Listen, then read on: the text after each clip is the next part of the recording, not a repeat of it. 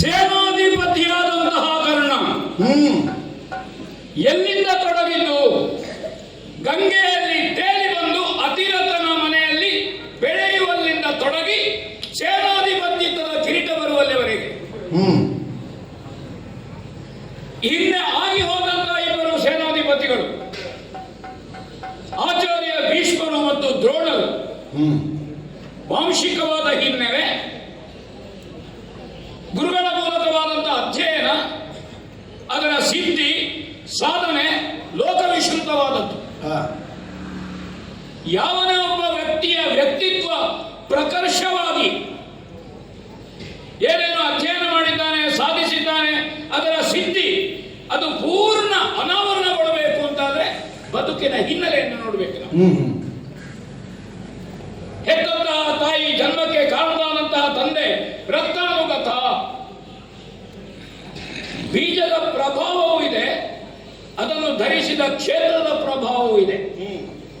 ಒಳ್ಳೆ ಫಸಲು ಬರಬೇಕು ಅಂತಾದ್ರೆ ಅದಕ್ಕೆ ನೀರು ಗೊಬ್ಬರವಾಗಿ ಏನು ಪುಷ್ಟಿ ಬೀಳುತ್ತದೆ, ಆ ಪುಷ್ಟಿ ಬೀಳುವುದು ಅದಕ್ಕೆ ಸಹಕಾರಿಯಾಗ್ತದೆ. ಬರೇ ಹುಟ್ಟಿನ ಹಿನ್ನೆಲೆ ಸಾಕಾಗುವುದಿಲ್ಲ.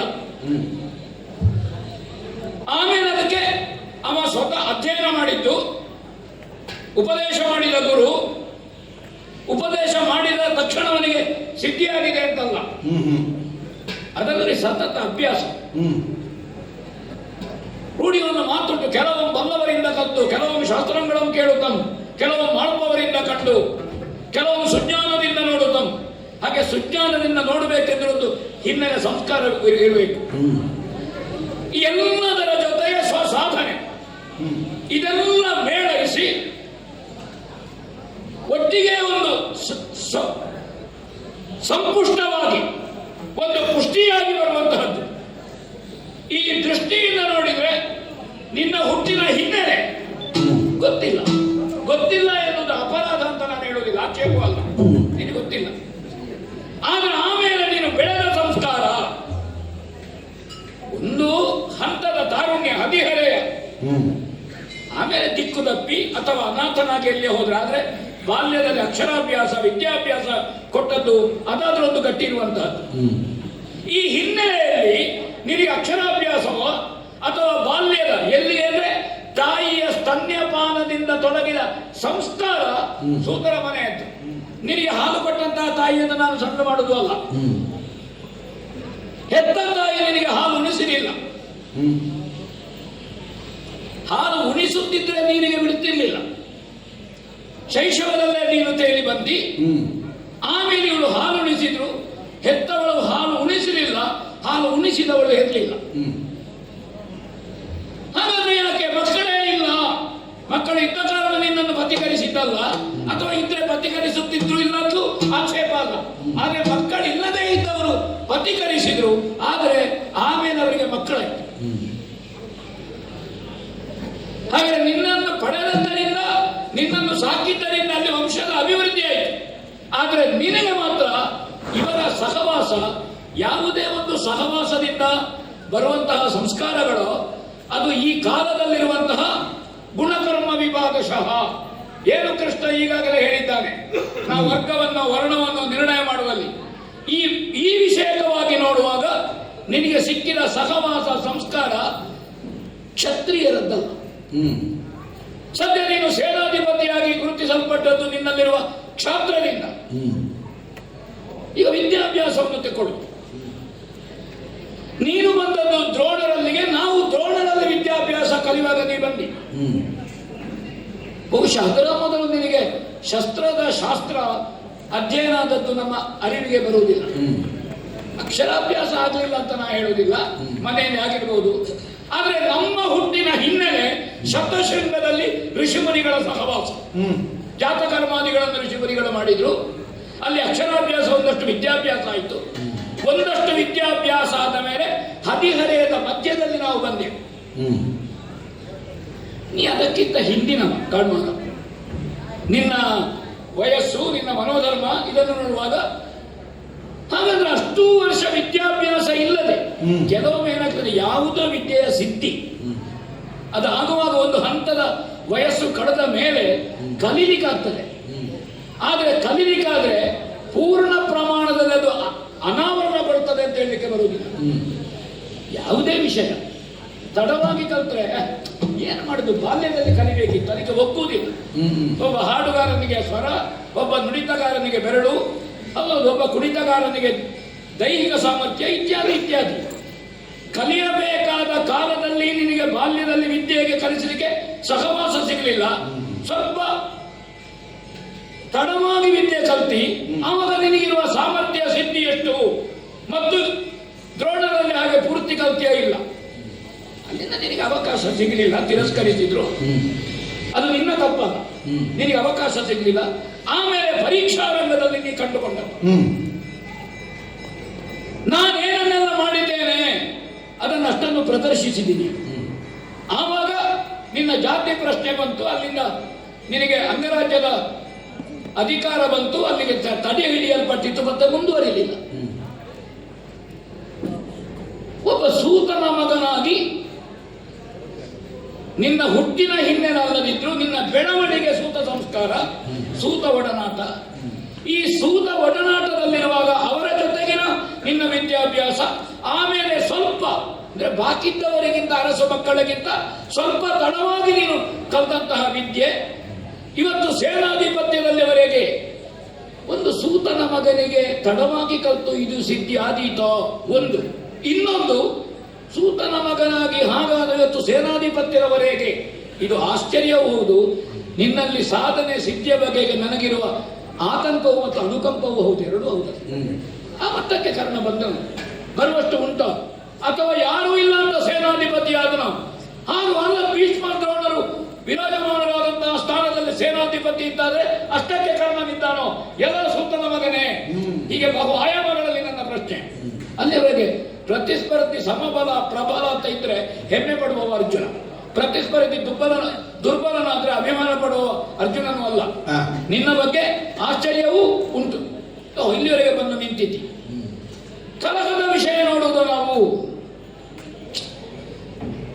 ನಾನು ಇಷ್ಟರವರೆಗೆ ನೀ ಪಾಲ್ಗೊಂಡಂತಹ ಯುದ್ಧದಲ್ಲಿ, ಗುರುದಕ್ಷಿಣೆಯಾಗಿ ದ್ರುಪದರನ್ನು ಕಟ್ಟಿತರಬೇಕು ಅಂತ ಹೇಳುವ ಯುದ್ಧದಲ್ಲಿ ನೀನು ಹೀನಾಯವಾಗಿ ಸೋತಿದ್ದಿ ದ್ರುಪದರ ಹತ್ರ. ಅದೇ ದ್ರೋಣ ಶಿಷ್ಯರ ಅನೇಕರು, ನೀನು ಮಾತ್ರ ಅಲ್ಲ, ಎಲ್ಲರೂ ಸೋತಿದ್ದಾರೆ. ಎಲ್ಲರ ಪರವಾಗಿ ದ್ರೋಣರಷ್ಟೇ ಅಗ್ನಿವೇಶರಿಂದ ಯುದ್ಧದ ವಿದ್ಯೆಯನ್ನು ಕಲಿತಂತಹ ದ್ರುಪದನನ್ನು ಬಂಧಿಸಿ ದ್ರೋಣರು ಹೇಳಿದಂತೆ ಅವರ ಪ್ರತಿಜ್ಞೆಯನ್ನು ಪೂರೈಸಿದ್ದೇನೆ, ಗುರುದಕ್ಷಿಣೆಯನ್ನು ಒಪ್ಪಿಸಿದ್ದೇನೆ. ಪರೀಕ್ಷಾ ರಂಗದಲ್ಲಿ ನೀನು ತೋರಿದ ವಿಕ್ರಮ, ಅದರ ಬೆನ್ನಲ್ಲೇ ಆದಂತಹ ಗುರುದಕ್ಷಿಣೆಯ ಪ್ರಕರಣದಲ್ಲಿ ನಿನ್ನ ಗೆಲುವು ಎಲ್ಲಿಯೂ ಕಾಣಲಿಲ್ಲ, ನೀವು ಸೋತಿತ್ತು. ಆದರೆ ಕೌರವನಲ್ಲಿ ಆದಂತಹ ಒಪ್ಪಂದವಿದೆ. ಒಂದು ಅರ್ಜುನನ ಜೊತೆಗೆ ದ್ವಂದ್ವ, ಕೌರವನಲ್ಲಿ ಸ್ನೇಹ, ಕೌರವನೇ ಬಯಸಿದ ಸ್ನೇಹ.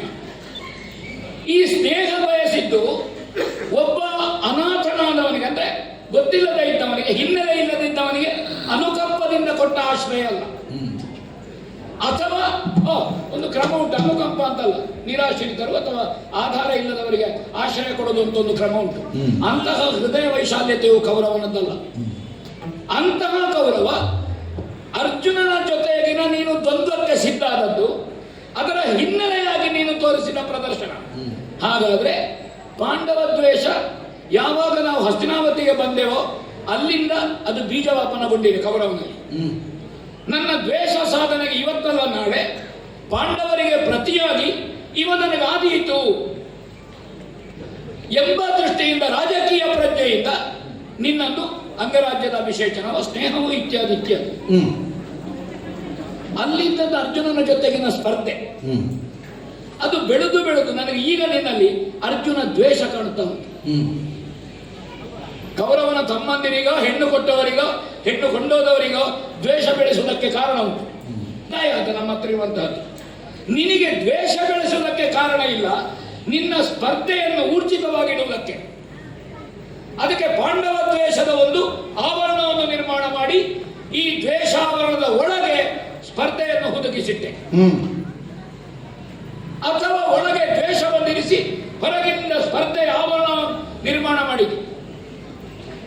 ಒಂದು ವೇಳೆಯಲ್ಲಿ ಅದು ಯಾವುದೇ ಒಂದು ಕುಟುಂಬದ ದ್ವೇಷ, ಅಣ್ಣ ತಮ್ಮಂದಿರ ಕಲಹ, ಅದು NSCಗೆವರೆಗೆ ಹೋಗ್ತದೆ, ಅದು ಹರಿಕೆವರೆಗೆ ಹೋಗ್ತದೆ, ನೀರು ಮುಟ್ಟುವುದಿಲ್ಲ ಅಂತ ಹೋಗ್ತದೆ. ಯಾವುದೋ ಒಂದು ಕ್ಷಣದಲ್ಲಿ ಆ ದ್ವೇಷ ನಮಗೆ ಊಹಿಸಲ ಅಸಾಧ್ಯವಾದಷ್ಟು ಬೇಗ ಮುಗಿದು ಬಿಡ್ತದೆ, ಕೌಟುಂಬಿಕವಾದದ್ದು. ಕೌರವನಲ್ಲಿ ಅಂತಹ ಯಾವುದೋ ಒಂದು ಪಾಂಡವ ದ್ವೇಷ ನಮಗಿರುವಂತಹ ದಾಯವಾದಿ ಪರಸ್ಪರ ಅದೆಲ್ಲಿಯಾದರೂ ಸೌಹಾರ್ದವಾಗಿ ಮುಗಿಯುವುದೋ ಅದನ್ನು ಮುಗಿಸಲಿಕ್ಕೆ ನೀನು ಬಿಡುವುದಿಲ್ಲ ಅಂತ ನನ್ನ ಕಂಡದ್ದು. ಕೌರವ ಪ್ರೀತಿ, ಕೌರವ ನಿನಗೆ ಕೊಟ್ಟಂತಹ ಅಂಗರಾಜ್ಯಾಧಿಪತ್ಯ, ನಿಮ್ಮ ಸ್ನೇಹ, ಅರ್ಜುನನಲ್ಲಿರುವ ದ್ವಂದ್ವ, ಇದನ್ನು ಊರ್ಜಿತವನ್ನಾಗಿಡುವುದಕ್ಕೆ ಅಥವಾ ಇದರ ಸಾಧನೆಗೆ ಬೇಕಾಗಿ ಈ ದ್ವೇಷ ಶಾಶ್ವತವಾಗಿರಬೇಕು. ಇವತ್ತಲ್ಲ ನಾಳೆ ಒಂದು ಯುದ್ಧ ನಡೆಯುತ್ತದೆ, ಆ ಯುದ್ಧದಲ್ಲಿ ಅವಕಾಶ, ಹೀಗೊಂದು ಅವಕಾಶವಾದಿಯಾಗಿ ನೀನು ಕೌರವನನ್ನು ಬೆಂಬಲಿಸಿದಂತೆ ನಮಗೆ ಕಾಣುವುದು.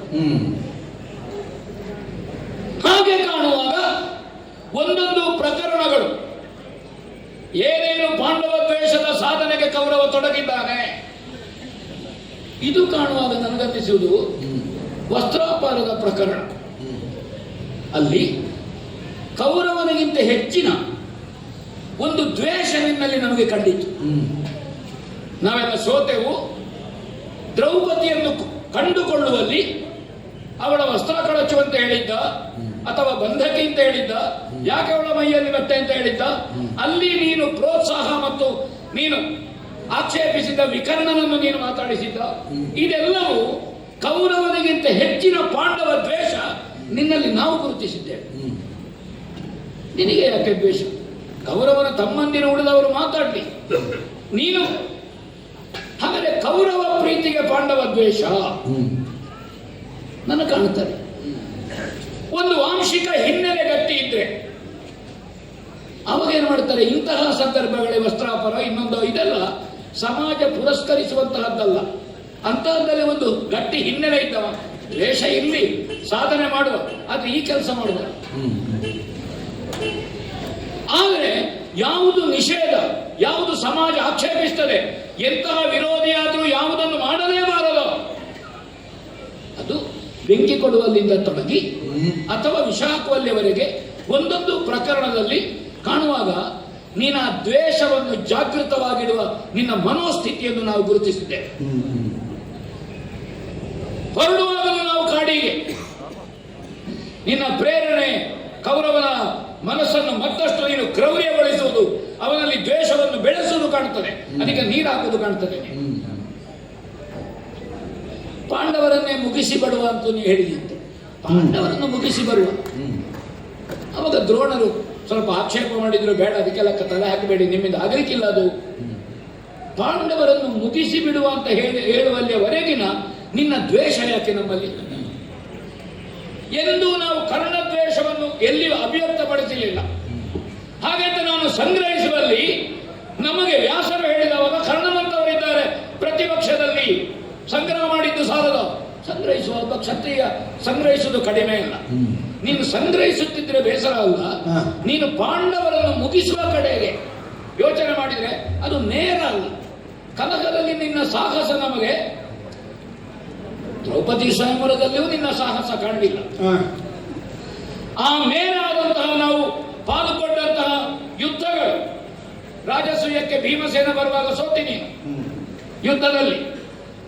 ಅದೇ ಚಿತ್ರಸೇನ ಕಾಳಗದಲ್ಲಿ ಪ್ರತಿಜ್ಞೆ ಮಾಡಿ ನಾ ಬಂಧಿಸಿದಿ, ನೀನು ಚಿತ್ರಸೇನನ ಯುದ್ಧದಲ್ಲಿ ಹಾಗೆ ನೀನು ವಿಕರ್ಣನ ರಥಕ್ಕೆ ಹಾರಿ ಓಡಿದಿ.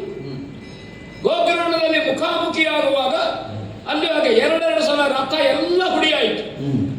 ನಿನಗೆ ಅಲ್ಲಿಯೂ ಗೆಲ್ಲಿಕ್ಕಾಗ್ಲಿಲ್ಲ. ಆಮೇಲೆ ಸಮಯ ಕಳೆಯಿತು, ಗೋವುಗಳು ಕೊಟ್ಟಿಗೆಗೆ ಸೇರಬೇಕು, ಸನ್ಮಾನೋಸ್ತ್ರ ಪ್ರಯೋಗ ಮಾಡಿದೆ. ನಾನು ಪಾಲ್ಗೊಂಡ ಯುದ್ಧದಲ್ಲಿ, ನಾವು ಮುಖಾಮುಖಿಯಾದ ಯುದ್ಧದಲ್ಲಿ ನೀನು ಕಲಹದಲ್ಲಿ ಗೆದ್ದದ್ದು ಕಾಣಲಿಲ್ಲ. ಪ್ರಭು ರಕ್ಷೆಯಲ್ಲಿ ಹಿಂದೆ ಉಳಿದಿದ್ದೀನಿ. ಎಲ್ಲಿವರೆಗೆ ಹಿಂದೆ ಉಳಿದಿದ್ರೆ ದ್ರೋಣರು ಸಾಯುವಾಗ ನೀವು ಓಡಿದ್ದೆ, ಬೆನ್ನಾಕಿ ಓಡಿದ್ದೆ ಬಿಡಕ್ಕೆ. ಒಂದು ಸೇನಾಧಿಪತಿ ಸಾಯುವುದು, ಅವಾಗೊಂದು ನಿಲ್ಲುವುದುಂಟು ಉಂಟು ಇಲ್ಲ. ಒಂದು ನಿನಗೆ ಇನ್ನೊಬ್ಬನ ಪರಾಕ್ರಮವನ್ನು ಇನ್ನೊಬ್ಬನನ್ನಲ್ಲ. ಈಗ ನಿಮ್ಮಲ್ಲಿ ಭೀಷ್ಮರ ಸೇನಾಧಿಪತ್ಯವನ್ನು ಆಕ್ಷೇಪಿಸಿ ಯಾರು ಸೇನಾಧಿಪತಿಗಳಂತಲ್ಲ, ನಾನಿದ್ದೇನೆ ಸೇನಾಧಿಪತಿ, ನಾನು ಹೇಳ್ಬೋದು ನಾನು ಸೇನಾಧಿಪತಿ ಆಗ್ತೇನೆ. ನಾನು ದೃಷ್ಟದ್ಯುಮ್ನನ್ನು ಸೂಚಿಸಿದೆ, ಸೇನಾಧಿಪತಿ ದೃಷ್ಟದ್ಯುಮ್ನ, ನಾನು ಹೋರಾಟ ಮಾಡ್ತೇನೆ. ನೀನು ಸೇನಾಧಿಪತಿತ್ವಕ್ಕೂ ತನ್ನ ಅಭ್ಯರ್ಥಿ ಅಂತ ಹೇಳಿದೆ. ಭೀಷ್ಮರ ಸೇನಾಧಿಪತ್ಯವನ್ನು ಆಕ್ಷೇಪಿಸಿ, ಆದರೆ ಕೌರವನ ಆಯ್ಕೆಯನ್ನೇ ನೀನು ಆಕ್ಷೇಪಿಸಿದಿ. ಯಾಕೆ ಆಕ್ಷೇಪಿಸಿದಿ? ಆ ದ್ವೇಷ ಯಾಕೆ? ಆಮೇಲೆ ಅದು ನಿನಗೆ ಸೇನಾಧಿಪತಿತ್ವ ಬಂತ? ಇಲ್ಲ, ದ್ರೋಣರಿಗೆ ಬಂತು ಸೇನಾಧಿಪತಿತ್ವ. 2-3 ದಿವಸ ಯುದ್ಧ ಆಗುವಾಗ ನೀನೇ ಹೇಳಿದೆಯಂತೆ, ಇಲ್ಲ ಭೀಷ್ಮರ ಸೇನಾಧಿಪತಿತ್ವದಿಂದ ಅವರನ್ನು ಬೇಡ ಮುಂದುವರಿಸುವುದು, ಪದವಿಯಿಂದ ತೆಗೆಯುವ ಅಂತ ನೀನು ಹೇಳಿದಿ. ಕೌರವರಿಗೆ ಸಂಪರ್ಕ ಇದ್ದ ವ್ಯಕ್ತಿ ನೀನು. ಅದೇ ನಿನಗೆ ಇವತ್ತು ಸೇನಾಧಿಪತ್ಯ ಬಂತು. ವಿರೋಧಿಸುವವರೇ ನಿನ್ನನ್ನು ಸೂಚಿಸಿದ್ರು. ಹಾಗೆ ಕೃಪರಿಗೋ ಅಶ್ವತ್ಥಾಮನಿಗೋ ಇಲ್ಲದೇ ಇರುವಂತಹ ಒಂದು ದ್ವೇಷ, ಅವರು ಹಳೆಯ ದ್ವೇಷವನ್ನು ಕಟ್ಟಿಕೊಂಡ್ರೆ ನಿನ್ನನ್ನು ಸೂಚನೆ ಮಾಡಲಿಕ್ಕಿಲ್ಲ. ಆದರೆ ನಿನ್ನ ಪ್ರತಿಭೆಯನ್ನು ಗುರುತಿಸಿದ್ರು. ಈ ಪ್ರತಿಭೆಯನ್ನು, ಇನ್ನೊಬ್ಬನ ಯೋಗ್ಯತೆಯನ್ನು ಗುರುತಿಸುವುದು ನಿನ್ನಲ್ಲಿ ಕಾಣಲಿಲ್ಲ. ಹಾಗಾದರೆ ಯಾಕೆ? ಒಂದು ಹುಟ್ಟಿನ ಹಿನ್ನೆಲೆ, ಬೆಳೆದು ಬಂದ ಕ್ರಮ, ನಿನ್ನಲ್ಲಿ ನಾನು ಎಂಬ ಹವಿಕೆ, ಇದೆಲ್ಲ ಇರುವ ಕಾರಣ ಗೆಲ್ಲಬೇಕಾದ ಯುದ್ಧದಲ್ಲಿ ಗೆಲ್ಲುವುದಿಲ್ಲ ನೀನು. ಕಲಹದಲ್ಲಿ ಅತಿ ಸಾಹಸಿಗನೇ ನನಗೆ ಕಂಡದ್ದ ಹಾಗೆ ನೀನು ಗೆಲ್ಲುವುದು ಕಾಣುವುದಿಲ್ಲ. ಇಲ್ಲಿ ದ್ರೋಣ ಸೇನಾಧಿಪತ್ಯದಲ್ಲಿ ಮುಖಾಮುಖಿಯಾದಾಗಲೂ ನೀನು ವಿಜೃಂಭಿಸಲಿಲ್ಲ. ನಿನ್ನ ಸೇನಾಧಿಪತ್ಯ ಎಲ್ಲರ ಹತ್ರ ಸಹದೇವನೋ ನಕುಲನೋ ಭೀಮನೋ ಸೋತಿ ಬಾಣಗಳ ಎಡೆಯಲ್ಲಿ ಅಡಗಿ ಕುಳಿತು, ಒಂದು ಯುದ್ಧ ಭೂಮಿಯಲ್ಲಿ ಎದೆ ಕೊಟ್ಟು ನಾವು ಶತ್ರುಗಳ ಆಯುಧಕ್ಕೆ ಎದೆ ಕೊಡುವಂತಹದ್ದು ಒಂದು ಅಲ್ಲ. ನೀನು ಅಡಗಿ ಕುಳಿತು ಸಾರಥಿಯನ್ನು ಉಳಿಸಿಕೊಳ್ಳಿಕ್ಕಾಗಲಿಲ್ಲ, ನಿನ್ನ ಹೀನಾಯವಾದಂತಹ ಸೋಲು. ಹಾಗಾದರೆ ಕೌರವ ನಿರೀಕ್ಷೆ ಮಾಡಿದಂತ ಒಬ್ಬ ಸೇನಾಧಿಪತಿಯಾಗಿ ಅವನ ಆತ್ಮ ಮತ್ತು ಮಿತ್ರನಾಗಿ ಆಗಲಿಲ್ಲ. ಅವನ ಅತ್ಯಂತ ಹತ್ತಿರದ ತಮ್ಮ ದುಶ್ಯಾಸನ ನಿನ್ನ ಸೇನಾಧಿಪತ್ಯದಲ್ಲಿ ಸತ್ತೋದ. ಹಾಗಾದರೆ ಯುದ್ಧದ ಭರವಸೆ ನಿನ್ನನ್ನು ನೀನು ಉದ್ಘಾಟಿಸಿಕೊಂಡಿ ಮೊದಲಿಗೆ. ಅದು ಸೇನಾಧಿಪತ್ಯ ಬರುವಾಗಲೂ ನಿನಗೆ ಒಂದು ಅಥವಾ ಬೆಳಗ್ಗೆಯೋ ಮಧ್ಯಾಹ್ನವೋ ಸಂಜೆಯೋ ಒಂದು ಆಂಶಿಕ ಜಯದ ಸಂಪಾದನೆ ಆಗಲಿಲ್ಲ.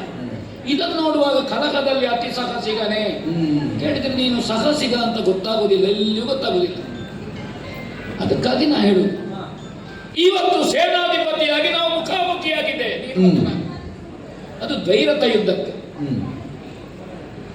ತಲೆಯನ್ನು ನೀಗಲಿಕಹುದು. ದ್ವೈರಥ ಯುದ್ಧಕ್ಕೆ ಪ್ರತಿಜ್ಞಾಬದ್ಧರಾಗಿ ನೀನು ಮಾಡಿದ ಪ್ರತಿಜ್ಞೆ ಸ್ವರ್ಣಯಾಗ ಕಳೆದ ಮೇಲೆ ನಾನು ಇವತ್ತು ಪ್ರತಿಜ್ಞೆ ಮಾಡಿ ಬಂದದ್ದು, ಇವತ್ತು ಸೂರ್ಯಾಸ್ತಮಾನದ ಒಳಗೆ ಪ್ರತಿಜ್ಞೆಯನ್ನು ಪೂರೈಸಿದ ನಾನು. ಇವರಿಗೆಲ್ಲ ಪ್ರತಿಜ್ಞೆಗಳನ್ನು ಕೃಷ್ಣಾನುಗ್ರಹ ಇತ್ತು. ಕೃಷ್ಣನನ್ನು ಬಿಟ್ಟು ಅರ್ಜುನನ ಅಸ್ತಿತ್ವವನ್ನು ನಾನು ಹೇಳುವುದಿಲ್ಲ, ನಾನೆಂತ ಹೇಳುವುದಿಲ್ಲ. ಕೃಷ್ಣಾನುಗ್ರಹ ಉಂಟು, ಆ ಪ್ರಾಪ್ತಿ ನಮಗೆ ಬಂದಿದೆ. ಅದಕ್ಕಾಗಿ ನಾನು ಹೇಳಿದೆ, ಇವತ್ತು ತಲೆಯನ್ನು ನೀಗಲಿಕಹುದು. ಅದು ಮಲೆತರೆ ಮಲೆತರೆ ಇವತ್ತಿನ ಯುದ್ಧದಲ್ಲಿ ಕರ್ಣನ ಅರ್ಜುನನು ಇದು ಜಗತ್ತಿಗೆ ಗೊತ್ತಾಗಬಹುದು. ಜಗತ್ತದರ ನಿರೀಕ್ಷೆಯಲ್ಲಿ ಉಂಟು.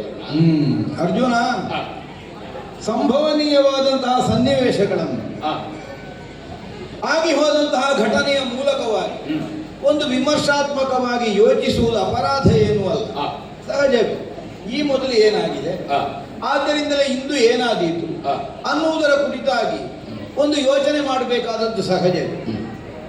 ಹೇಗೆ ನನ್ನ ಕುರಿತಾಗಿ ನೀನಿಷ್ಟನ್ನು ಯೋಚಿಸಿ ಈಗ ಆಡುವುದಕ್ಕೆ ಮುಂದಾದೆ, ಈಗ ಆ ದೃಷ್ಟಿಯಲ್ಲಿ ಏನೇನೂ ಯೋಚಿಸದೆ ಒಂದು ರಣಕ್ಷೇತ್ರದಲ್ಲಿ ನಿನ್ನ ಸಮ್ಮುಖದಲ್ಲಿ ಬಂದು ನಿಂತವ ಅಂತ ಭಾವಿಸಿ ಪ್ರಬಲನಾದಂತಹ ಒಬ್ಬನನ್ನು ಸ್ಪರ್ಧಿಸುವಲ್ಲಿಯೋ ವಿರೋಧಿಸುವಲ್ಲಿಯೋ ನಮ್ಮ ಸಾಮರ್ಥ್ಯ ಏನು ಅನ್ನುವುದನ್ನು ನಮ್ಮ ಮತಿಯ ಮಿತಿಯಿಂದ ನಾವು ಅಲ್ಪ ಸ್ವಲ್ಪವಾದರೂ ವಿಮರ್ಶಿಸಲೇಬೇಕಲ್ಲ.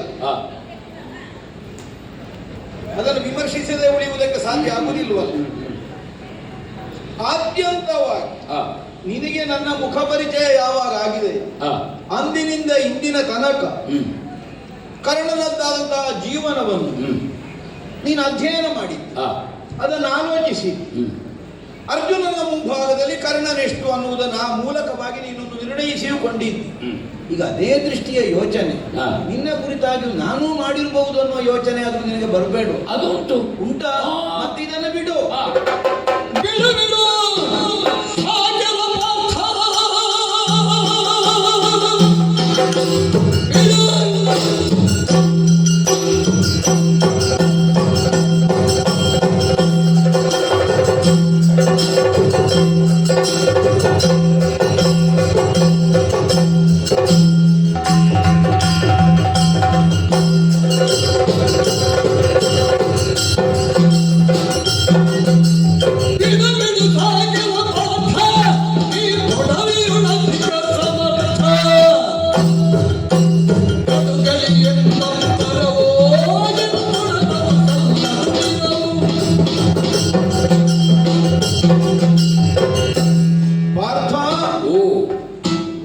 ಲೋಕದಲ್ಲಿರುವಂತಹ ಎಲ್ಲರನ್ನು ಒಂದೇ ದೃಷ್ಟಿಯಿಂದ ಒಂದೇ ಭಾವದಿಂದ ಸ್ವೀಕರಿಸುವುದಕ್ಕೆ ಯಾವನಿಗೂ ಸಾಧ್ಯ ಆಗುವುದಿಲ್ಲ. ಆದ್ದರಿಂದಲೇ ಇಷ್ಟರು, ಮಿತ್ರರು, ವಿರೋಧಿಗಳು, ಉದಾಸೀನರು ಹೀಗೆ ಭಿನ್ನ ಭಿನ್ನವಾದಂತಹ ಸ್ವರೂಪದಿಂದ ನಾವು ಅವರೊಂದಿಗೆ ವ್ಯವಹರಿಸುವಂತಹ ಸನ್ನಿವೇಶ ಸೃಷ್ಟಿಯಾಗಿ ಹೋಗುತ್ತದೆ. ನಮಗೆ ಯಾರಲ್ಲಿ ಹಿತಭಾವವಿದೆಯೋ ಅವರು ಮಾಡಿದ ಅಲ್ಪ ಕಾರ್ಯವಾದರೂ ಮಹತ್ತಾಗಿ ನಮಗೆ ಗುರುತಿಸುವ ಸ್ಥಿತಿ ಒದಗಿಸುತ್ತದೆ. ನಾವು ಯಾರಲ್ಲಿ ವಿರೋಧವನ್ನು ಹೊಂದಿದ್ದೇವೆ ಅಥವಾ ದ್ವೇಷ ಭಾವವನ್ನು ತಳೆದಿದ್ದೇವೆ, ಸ್ಪರ್ಧಾ ಮನೋಭಾವವನ್ನು ಇರಿಸಿದ್ದೇವೆ, ಅವರ ಕುರಿತಾಗಿ ಎಸಗಿದಂತಹ ಒಂದು ಮಹತ್ತರವಾದಂತಹ ಕಾರ್ಯವಾದರೂ ನಮ್ಮ ಕಣ್ಣಿನಲ್ಲಿ ಗೌಣವಾಗಿ ಕಾಣುವುದಕ್ಕೆ ಎಲ್ಲಿ ಅವಕಾಶ ಅನ್ನುವುದನ್ನೇ ಶೋಧಿಸ್ತಾ ಇರ್ತದೆ. ಇದು ಸಹಜವಾದಂತಹ ಪ್ರವೃತ್ತಿಗೆ ನಿನ್ನನ್ನು ಆಕ್ಷೇಪ ಮಾಡಿದ್ದಲ್ಲ. ಬದುಕಿನಲ್ಲಿ ಪರಾಭವವೇ ಇಲ್ಲದೆ ಇದ್ದಂತಹ ವ್ಯಕ್ತಿತ್ವ ಉಂಟೋ ಈ ಲೋಕದಲ್ಲಿ? ಎಲ್ಲರಿಗೂ ಉಂಟು ಪರಾಭವ. ಈಗ ನೀನು ಹೇಳಿದ ಹಾಗೆ ಹಿನ್ನೆಲೆಯನ್ನು ಭಾವಿಸಿ ಯೋಚಿಸುತ್ತಾ ಬಂದರೆ ಬದುಕಿನಲ್ಲಿ ಪಾಂಡವರಿಗೆ ಬಂದಷ್ಟು ಪರಾಭವ ಕರ್ಣನಿಗೆ ಬಂದಿದೆ. ಈಗ ಯುದ್ಧದಲ್ಲಿ ನಿನ್ನ ಸಮ್ಮುಖದಲ್ಲಿ ನಾನು ಸೋತಿರುವುದು ಅಲ್ಲ. ಅಪ್ಪಯ್ಯನಿಗೆ ಅಕಾಲದಲ್ಲಿ ಬಂದಂತಹ ವೈರಾಗ್ಯ ಕಾರಣವೇ ಇರಲಿ, ನೀವು ಸಂಚರಿಸುವುದಕ್ಕಿಂತ ಮೊದಲೇ ಕಾಡು ಪಾಲಾದ ಅಲ್ಲ, ಏನೂ ಬೇಡ. ಆಮೇಲೆ ಸಂತಾನ ಬೇಕು ಅಂತ ಕಂಡಿತು. ಕಾಡಿನಲ್ಲೇ ಇರುವಾಗ ನೀವು ಕಾಡಿನಲ್ಲೇ ಹುಟ್ಟಬೇಕಾದ ಸ್ಥಿತಿ ಬಂತು. ಈಗ ಹಸ್ತಿನಾವತಿಗೆ ನೀವು ಬಂದು ಸೇರುವಂತಹ ಸಮಯದಲ್ಲಿ ಎಳೆಯ ಮಕ್ಕಳೇನಲ್ಲ ಅಲ್ಲಲ್ಲ, ನೀವು ಯುವಕರಾಗಿದ್ದೀರಿ.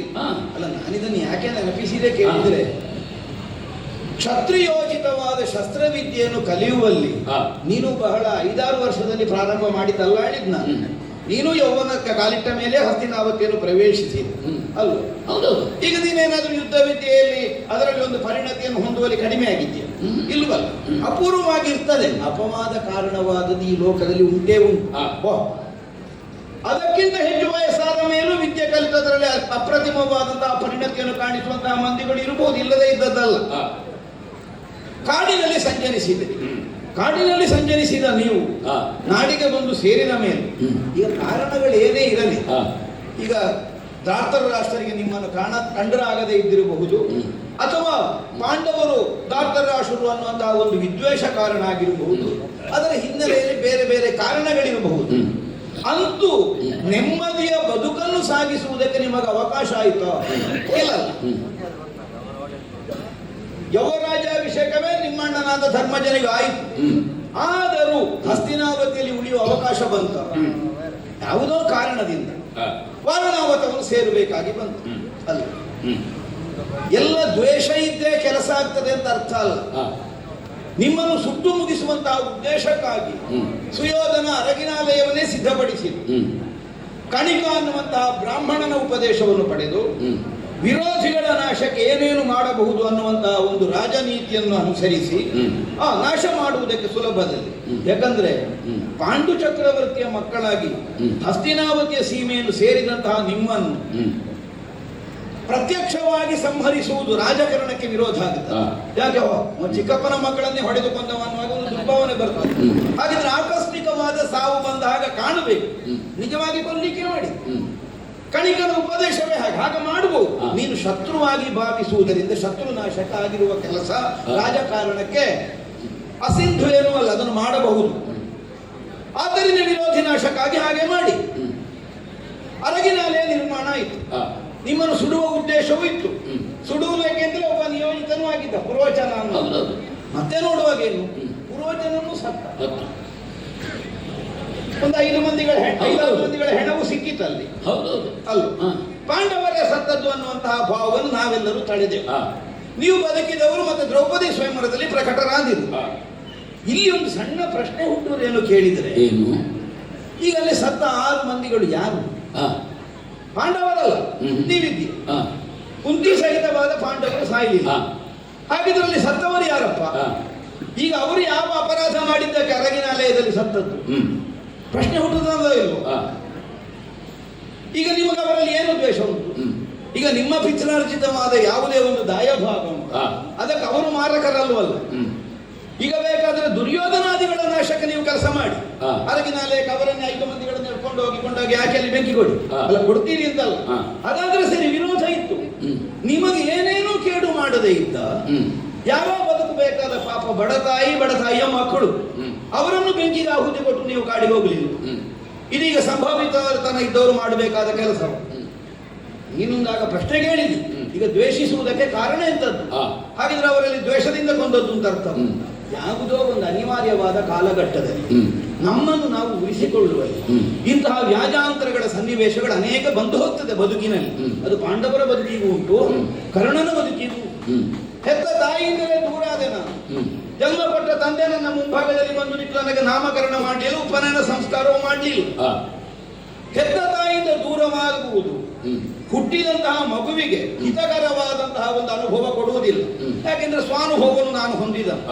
ಯಾವ ತಾಯಿಯೇ ಎದೆಗವಚಿ ಸ್ತನ್ಯವನ್ನು ಕೊಡ್ಲಿ, ಆದ್ರೆ ಹೆತ್ತ ತಾಯಿಯಿಂದ ತಾನು ದೂರವಾಗಿದ್ದೇನೆ ಅನ್ನುವಂತಹ ಅರಿವು ಬಂದ ಕ್ಷಣಕ್ಕೆ ನನಗದೊಂದು ಕೊರತೆಯಾಗಿ ಬಾಧಿಸಿತಲ್ಲ ಅನ್ನುವಂತಹ ನೋವು ಸಹಜವಾಗಿಯೇ ಬಂದೇ ಬರ್ತದೆ. ಹಾಗೆಂದು ಹೆತ್ತ ತಾಯಿಯಿಂದಲೇ ದೂರವಾಗಿದ್ದೇವೆ ಅಂತ ಮಾತ್ರಕ್ಕೆ ನಾವೆಲ್ಲ ಏನು ಪಾತಕ ಮಾಡಿಯೇ ಹುಟ್ಟಿದ್ದೇವೆ ಅನ್ನುವಂತಹ ಅರ್ಥದಿಂದಲೇ ಭಾವಿಸಬೇಕಾದದ್ದಿಲ್ಲವಲ್ಲ. ಕಾರಣಾಂತರಗಳಿಂದಂತಹ ವ್ಯತ್ಯಾಸ ಬರ್ತದೆ. ನಿನ್ನ ರಥದ ಮೂತಿಯಲ್ಲಿ ಸಾರಥಿಯಾಗಿ ಕುಳಿತಿರುವಂತಹ ಕೃಷ್ಣನನ್ನು ಹೆತ್ತ ತಾಯಿ ದೇವಕಿ. ಒಂದು ದಿವಸ ಆದ್ರೂ ದೇವಕಿ ತಾಯಿಯ ಎದೆ ಹಾಲು ಕುಡಿದು ನಾವು ಇಲ್ಲಲ್ಲ, ಎಲ್ಲಿಯೋ ದೂರ ಹೋಗಿ ಯಶೋಧಾದೇವಿ ಎದೆ ಹಾಲು ಕುಡಿದೆ ಅಲ್ವ ಬದುಕಿದ, ಅವಳ ಹೆತ್ತವಳಲ್ವಲ್ಲ. ಅಂತಹ ಕೃಷ್ಣನನ್ನು ದೇವರು ಅಂತ ನೀವು ಪೂಜೆ ಮಾಡ್ತೀವಿ. ಹೆತ್ತ ತಾಯಿಯಿಂದ ದೂರವಾಗಿದ್ದೇನೆ ಅನ್ನುವ ಕಾರಣಕ್ಕೆ ಮಾತ್ರ ನಾನು ಹೇಳಿದ್ದೆ, ಕೃಷ್ಣ ನಾನು ಅನ್ನುವ ಭಾವದಿಂದಲ್ಲ. ಹೀಗೆ ಲೋಕದಲ್ಲಿ ಒದಗಿ ಬರಬಹುದಾದಂತಹ ಪ್ರಾಪ್ತಿಗಳಿಗೆ ಅನ್ಯಾನ್ಯ ಕಾರಣಗಳಿರುತ್ತವೆ. ಆ ತಾಯಿ ಯಾವ ಉದ್ದೇಶಕ್ಕೆ ಬಿಟ್ಲೋ ಏನೋ ಒಂದು ಹಿರಿದಾದ ಉದ್ದೇಶ ಇದ್ದಿರಬೇಕು. ಅಲ್ಲದೆ ಹೋದರೆ ಯಾವ ತಾಯಿ ಆದರೂ ತಾನು ಹೆತ್ತಂತಹ ಮಗುವನ್ನು ಹೀಗೆ ಹೊಳೆಯಲ್ಲಿ ತೇಲಿ ಬಿಡುವುದಕ್ಕೆ ಮುಂದಾಗುತ್ತಾಳೆ ಅಂತ ಆದ್ರೆ ಏನೋ ಒಂದು ಮಹತ್ತರವಾದಂತಹ ಒಂದು ಆಪತ್ತನಿಗೆ ಈ ಮಗುವನ್ನು ಉಳಿಸಿಕೊಳ್ಳುವುದರ ಮೂಲಕವಾಗಿ ತಾನು ಅನುಭವಿಸಬೇಕಾಗ್ತದೆ ಅನ್ನುವಂತಹ ಆತಂಕವನ್ನು ಆಕೆ ಅನುಭವಿಸಿರಬೇಕು. ಅದಕ್ಕಾಗಿ ಬಿಟ್ಟಿದ್ದಾಳೆ. ಅವಳ ಅನಿವಾರ್ಯತೆ ಏನು, ಅದು ಹೇಗೆ, ಅದನ್ನು ಈಗ ವಿಮರ್ಶಿಸುವುದಕ್ಕೆ ನಮಗೆ ಅವಕಾಶವೇ ಇಲ್ಲವಲ್ಲ. ಸೂತನ ಮನೆಯಲ್ಲಿ ನಾನು ಬೆಳೆದೆ, ಅಧಿರಥ ಸಾಕಿದ, ರಾಧಾದೇವಿ ನನಗೆ ಸ್ತನ್ಯವನ್ನಿತ್ತು ಪೋಷಿಸಿದಳು. ನಾನಲ್ಲಿ ಬಂದು ಸೇರಿದ್ದರಿಂದ ಆಮೇಲೆ ಅವರೇ ಮಕ್ಕಳನ್ನು ಹೊಂದುವಂತಹ ಒಂದು ಅವಕಾಶ ಆಯಿತು ಅನ್ನುವುದನ್ನು ನೀನು ಆಡಿ ಅಲ್ಲ. ಬರುವುದಕ್ಕಿಂತ ಮೊದಲು ಮಕ್ಕಳಿರಲಿಲ್ಲ, ಬಂದ ಮೇಲೆ ಅಲ್ಲಿ ಆಗಿದೆ. ಆದ್ದರಿಂದ ನಾನು ಬಂದದ್ದರಿಂದ ಆಯಿತು ಅನ್ನೋ ಮನೋಭಾವದಿಂದ ನೀನು ಅದನ್ನು ಸ್ವೀಕರಿಸಿದ್ದಿ. ಈಗ ನಾನು ಬಂದ ಕಾರಣದಿಂದ ಆಯಿತು, ಅಥವಾ ಅನಾಥವಾದಂತಹ ಒಂದು ಮಗುವಿಗೆ ಆಶ್ರಯವನ್ನು ಕಲ್ಪಿಸುವಂತಹ ತಾಯಿಯದಾದಂತಹ ವಾತ್ಸಲ್ಯಕ್ಕೆ ದೇವರೇ ಪ್ರಸಾದ ಕೊಟ್ಟರು ನನಗೆ ತಿಳಿಯದು. ಅಂತೂ ಅಲ್ಲಿಗೆ ಕೇಡಾಗಲಿಲ್ವಲ್ಲ. ಕೇಡಾದ್ರೆ ಬದುಕಿನಲ್ಲಿ ಕರ್ಣನಿಗೆ. ಯಾಕೆ? ಸೂತನ ಮನೆಯಲ್ಲಿ ನಾನು ಹುಟ್ಟಿದ ಮಗುವಲ್ಲ, ಎಲ್ಲೋ ಹುಟ್ಟಿದ್ದೇನೆ. ಆ ತಾಯಿ ನನ್ನನ್ನು ಸಾಕುವುದಕ್ಕೆ ಅವಕಾಶ ಇಲ್ಲದೆ ಹೊಳೆಯಲ್ಲಿ ತೇಲ ಬಿಟ್ಟಿದ್ದ. ತೇಲ ಬಿಡುವಾಗ ಸುಮ್ಮನೆ ಬಿಡಲಿಲ್ಲ, ಒಂದು ಬಂಗಾರದ ಪೆಟ್ಟಿಗೆಯನ್ನೇ ಮಾಡಿ ಅದರಲ್ಲೆಲ್ಲ ಬಂಗಾರವನ್ನು ತುಂಬಿಸಿ ಆ ತಾಯಿ ಬಿಡ್ತಾಳೆ ಅಂತ ಆದ್ರೆ ಎಲ್ಲಿಯೋ ಒಂದು ಸಾಮಾನ್ಯಳಾದಂತಹ ಹೆಣ್ಣು ಹೆತ್ತ ಮಗುವಲ್ಲ ಅನ್ನೋದನ್ನು ಗ್ರಹಿಸುವುದಕ್ಕೆ ಸಾಧ್ಯ ಆಗುತ್ತೆ. ಎಂಥದೋ ಒಂದು ಹಿನ್ನೆಲೆ ಇರಬೇಕು, ಎಂಥದೋ ಒಂದು ಸಿರಿವಂತಿಕೆ ಉಂಟು, ಯಾವುದೋ ಒಂದು ಮನೆತನ ಇರಬೇಕು. ಇಲ್ಲದೆ ಇದ್ರೆ ಏನು? ಒಂದು ಸಾಮಾನ್ಯವಾದ ಯಾವುದೋ ಒಂದು ಗುಡಿಸಲಿನಲ್ಲಿ ವಾಸಿಸುವ ಒಬ್ಬಳಾಕೆ ತಾಯಿ ಹೆತ್ತರೆ ಅದು ಯಾರಿಗೂ ಗೊತ್ತೂ ಆಗುವುದಿಲ್ಲ. ಅಥವಾ ಆ ಮಗುವನ್ನು ಸಾಕುವುದರಿಂದ ಅವಳ ಕುಲಕ್ಕೆ ದೊಡ್ಡ ಅಪಮಾನ ಬರುವುದಕ್ಕೂ ಇಲ್ಲ.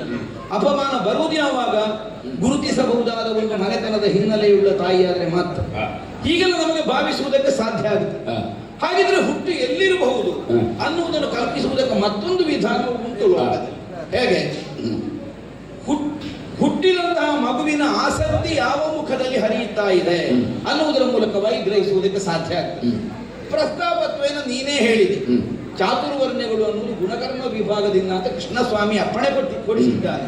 ಹೌದಪ್ಪ, ನಿನಗೆ ಸಿಕ್ಕಿದಂತಹ ಅವಕಾಶ ಅದೇ ಹೌದಾದರೆ ಮತ್ತೆ ಸೂತನ ಮಗ ಅನ್ನೋ ಹೀಯಾಡಿಕೆಯಾಗಿ ಗುಣಕರ್ಮ ವಿಭಾಗದಿಂದಲೇ ಜಾತಿ ನಿರ್ಣಯ ಅನ್ನುವುದನ್ನು ಒಪ್ಪಿಕೊಳ್ಳುವ ಮಟ್ಟಕ್ಕೆ ನೀನು ಸಿದ್ಧನಿದ್ದಂತಾದ್ರೆ ಸೂತನ ಮಗ ಅಂತ ಹೀಯಾಳಿಸಬೇಕಾದದಿಲ್ವಲ್ಲ. ಶಾಸ್ತ್ರೋಚಿತವಾದ ವಿದ್ಯೆಯಲ್ಲಿ ನಾನೆಷ್ಟು ಇದನ್ನು ತೋರಿದರೆ ಸಾಕಾಗ್ತದೆ. ಅನೇಕ ಸಲ ನಾವು ಮುಖಾಮುಖಿಗಳಾಗಿದ್ದೇವೆ. ನಾನು ಸೋಲನ್ನು ಕಂಡಿದ್ದೇನೆ. ಪ್ರದರ್ಶನ ರಂಗದಲ್ಲಿ ನೀನು ಪ್ರದರ್ಶಿಸಿದಷ್ಟೇ ವಿದ್ಯೆಗಳನ್ನು ನಾನು ಪ್ರದರ್ಶಿಸಿ, ಆದರೆ ಅದಕ್ಕೆ ಒದಗಬೇಕಾದಂತಹ ಸಿಗಬೇಕಾದಂತಹ ಪುರಸ್ಕಾರ ಸಿಗದೇ ಹೋಯಿತು.